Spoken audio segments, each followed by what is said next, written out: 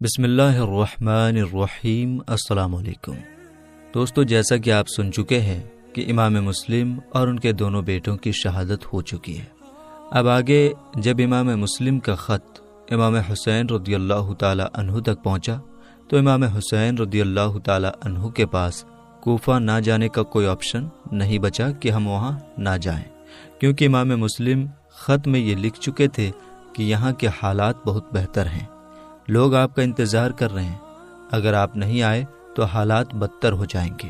امام حسین سوچنے لگے کہ اگر ہم کوفہ نہیں گئے اور وہاں کے لوگ یزید اور ابن زیاد کے دباؤ میں آ کر شریعت کے خلاف کچھ کر بیٹھے تو اس کے ذمہ دار ہم ہوں گے، اور قیامت کے دن اگر ہمارے نانا نے پوچھ لیا کہ حسین، میری امت نے تمہیں آواز دیا تھا کہ آپ آئیے اور ہمیں بچا لیجیے، آپ کیوں نہیں گئے، تو ہم اپنے نانا جان کو کیا منہ دکھائیں گے، اور رب نے پوچھ لیا تو رب کی بارگاہ میں ہم کیا جواب دیں گے۔ یہ سوچ کر امام حسین رضی اللہ تعالی عنہ کوفہ جانے کی تیاری کرنے لگے۔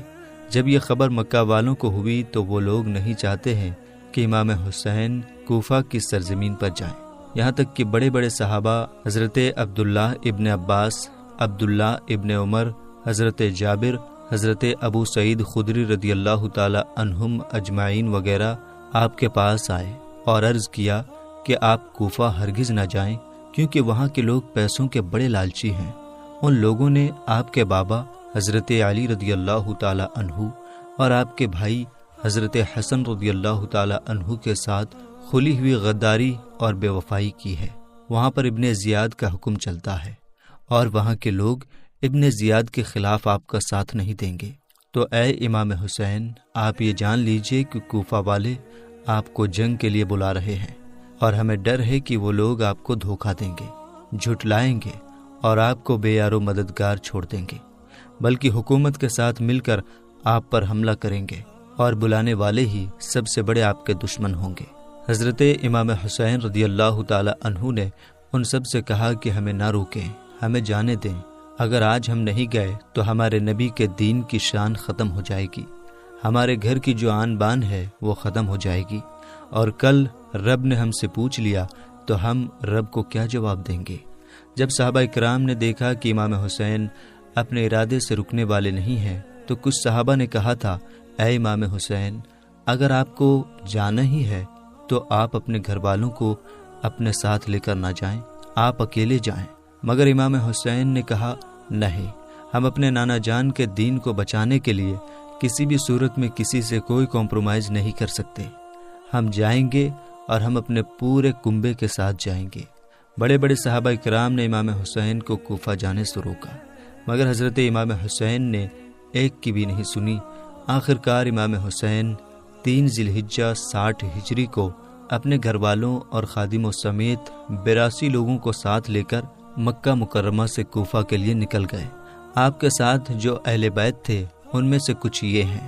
حضرت امام حسین رضی اللہ تعالی عنہ کے ساتھ اس سفر میں حضرت امام حسین کے 3 بیٹے تھے۔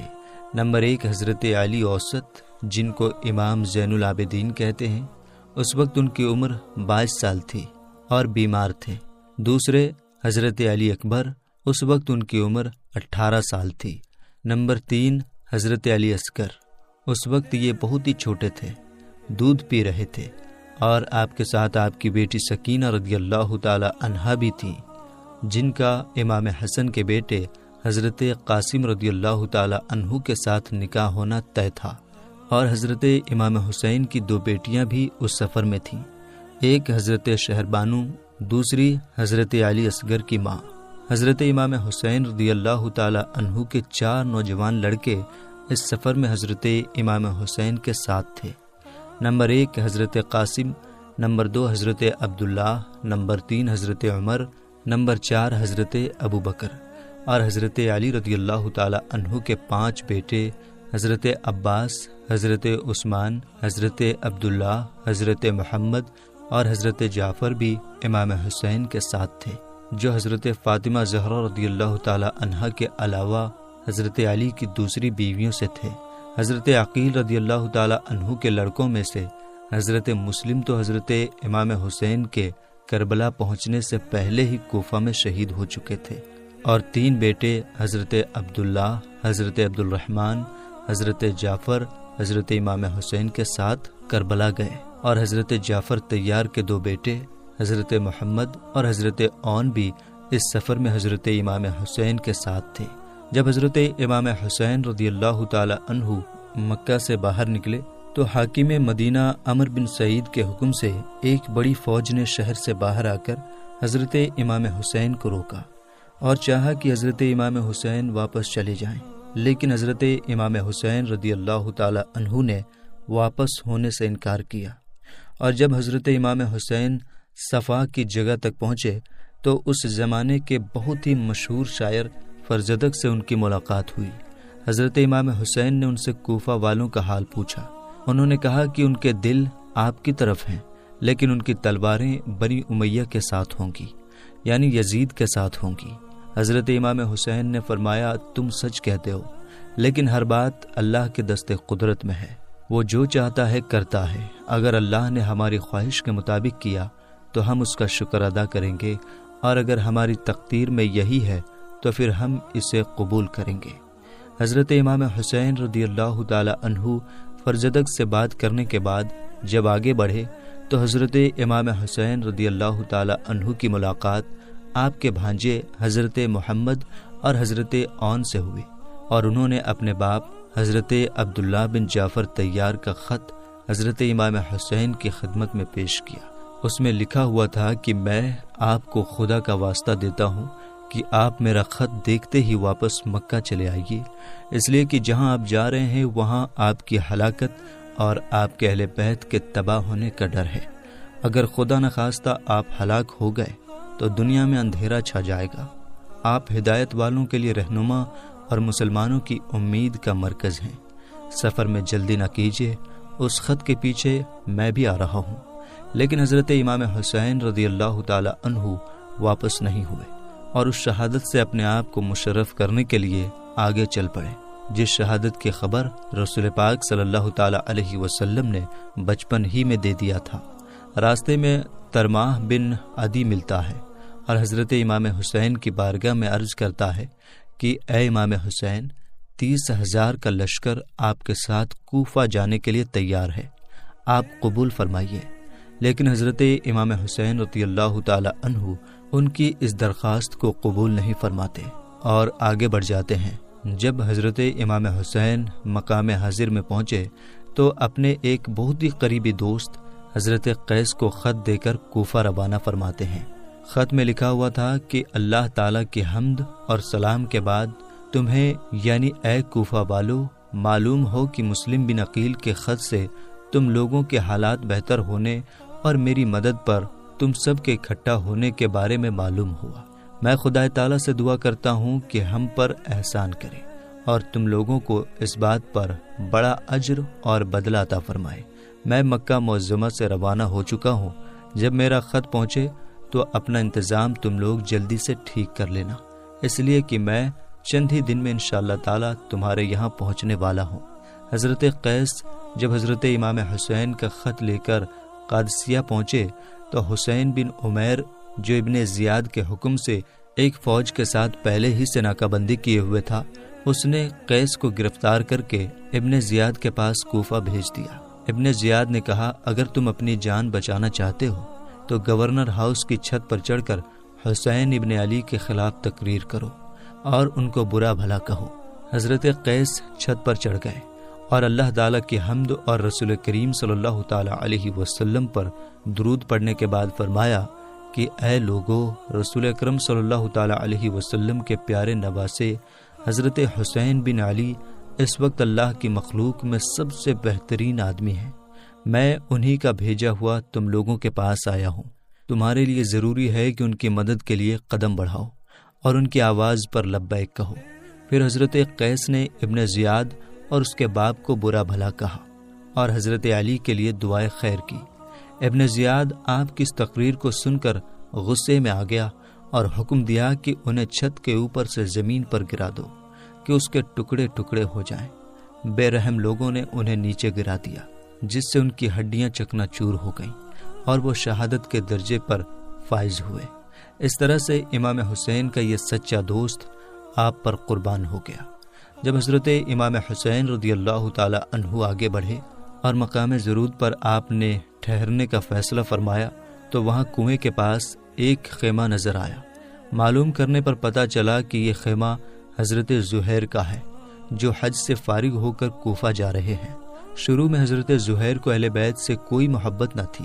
حضرت امام حسین نے ان کے پاس پیغام بھیجا کہ میں تم سے ملنا چاہتا ہوں۔ زہیر نے ملنے سے انکار کر دیا تو ان کی بیوی نے کہا، واہ کیا غضب کی بات ہے، نواسہ رسول آپ کو بلا رہے ہیں اور آپ ان سے ملنے کے لیے تیار نہیں ہیں۔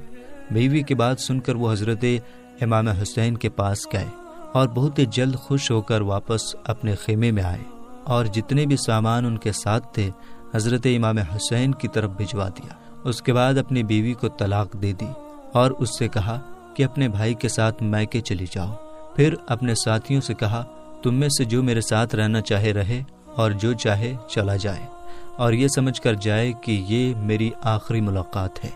سب لوگ حیران ہو گئے کہ آخر ماجرا کیا ہے۔ آپ نے کہا، میں تم لوگوں سے بیان کرتا ہوں کہ ایک جنگ میں خدا تعالیٰ نے ہم کو کامیابی عطا فرمائی اور بہت سا سامان اور مال ہاتھ میں آیا۔ تو حضرت سلمان فارسی نے ہم سے پوچھا کہ اس کامیابی اور اس مال و دولت سے تم کو خوشی ہوئی؟ ہم نے کہا، ہاں بہت خوشی ہوئی۔ انہوں نے فرمایا، ایک وقت آئے گا کہ تمہیں رسول اکرم صلی اللہ تعالی علیہ وسلم کے گھر کے جوانوں کے سردار حضرت امام حسین سے ملو گے اور ان کی مدد میں ان کے دشمنوں سے جنگ کرو گے، تو اس وقت اس کامیابی اور مال و دولت سے زیادہ تمہیں خوشی ملے گی، لہٰذا میں تم لوگوں کو اللہ کے سپرد کرتا ہوں۔ اس کے بعد حضرت زہیر حضرت امام حسین کے ساتھ مل جاتے ہیں۔ حضرت امام حسین کو ابھی تک کوفہ کے حالات معلوم نہ ہوئے تھے۔ یہ معلوم نہ ہو پایا تھا کہ کوفہ والوں نے امام مسلم اور ان کے دونوں بیٹوں کے ساتھ کیا کیا۔ جب حضرت امام حسین اس جگہ پہنچے جسے سالبیہ کہا جاتا ہے تو ایک شخص کے ذریعے آپ کو معلوم ہوا جسے بکیر کہا جاتا ہے کہ مسلم بن عقیل، ہانی بن عروہ دونوں شہید کر دیے گئے اور ان کی لاشوں کو پاؤں میں رسیاں باندھ کر بازاروں میں گھسیٹا گیا۔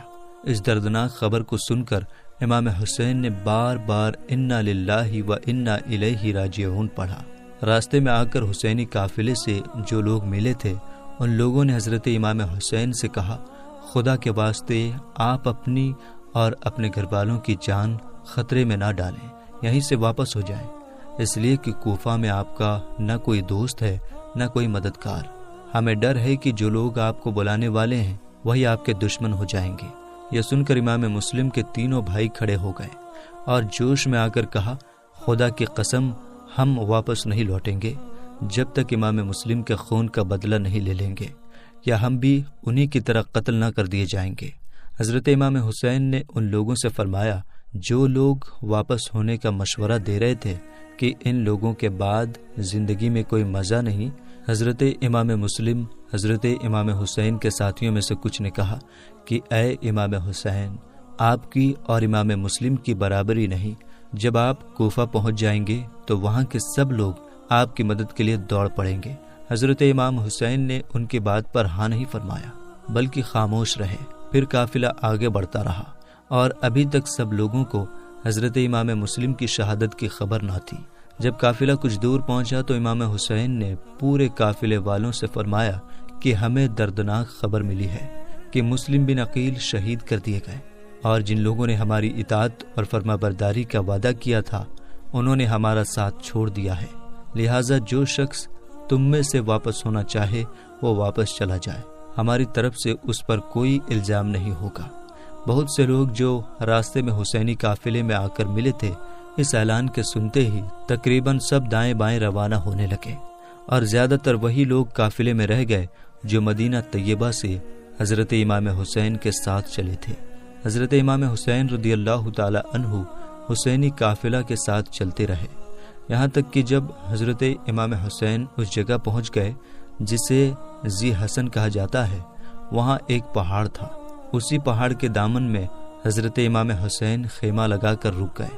محرم 61 ہجری کی پہلی تاریخ تھی کہ اسی جگہ حر بن یزید تمیمی 1000 لشکر کے ساتھ آپ کو گرفتار کرنے کے لیے آ پہنچا۔ دوپہر کا وقت تھا، دشمن کے گھوڑے اور سارے آدمی بہت ہی پیاسے تھے۔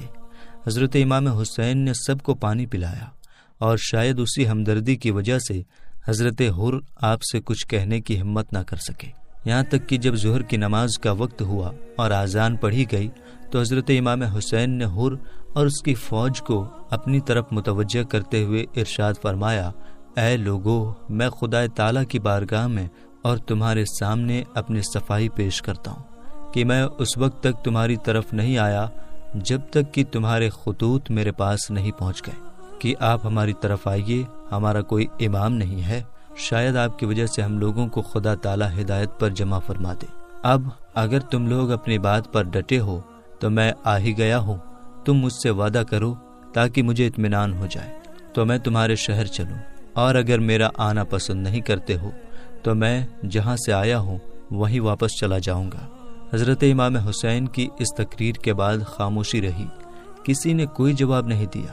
آپ نے حر سے پوچھا، تم ہمارے ساتھ نماز پڑھو گے یا الگ پڑھنا چاہو گے؟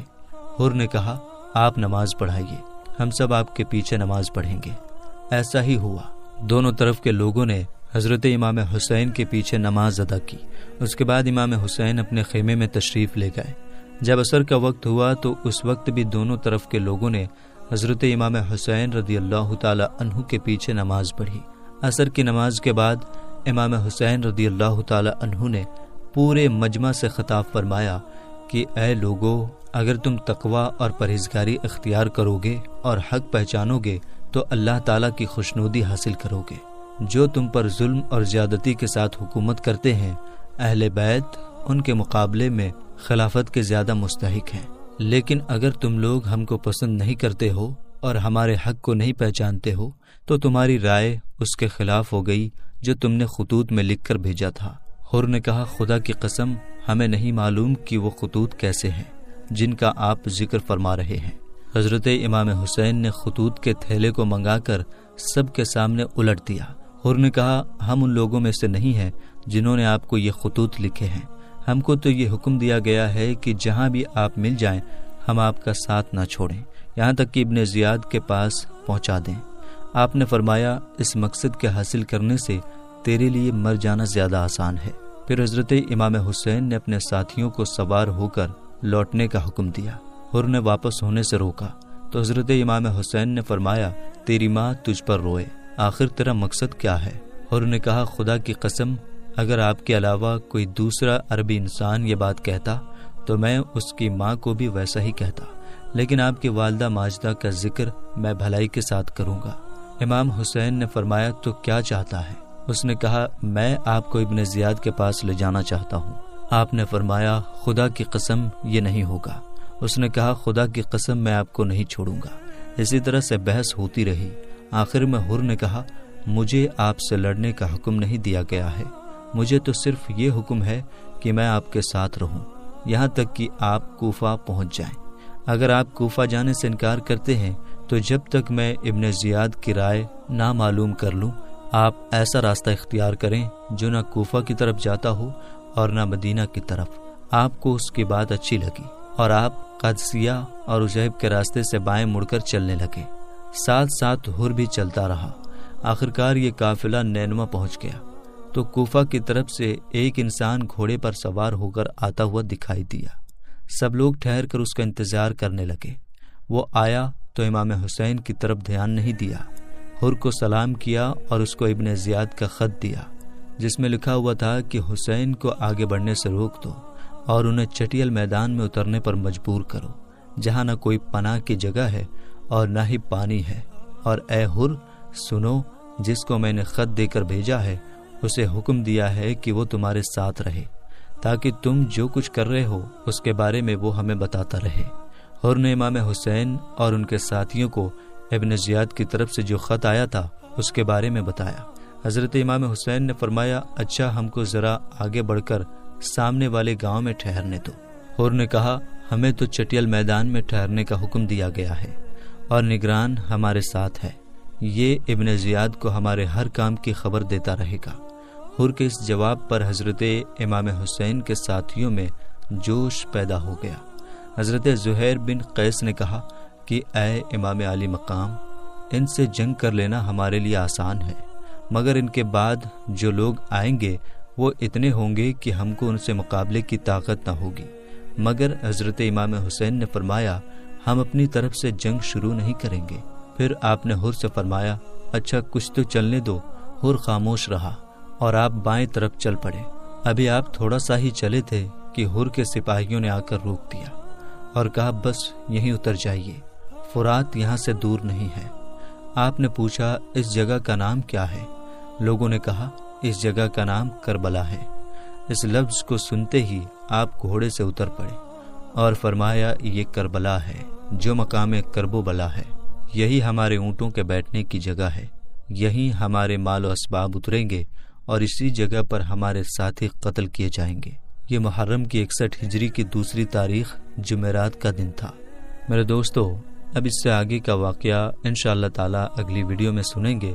ہم امید کرتے ہیں کہ ویڈیو آپ کو سمجھ میں آ گئی ہوگی۔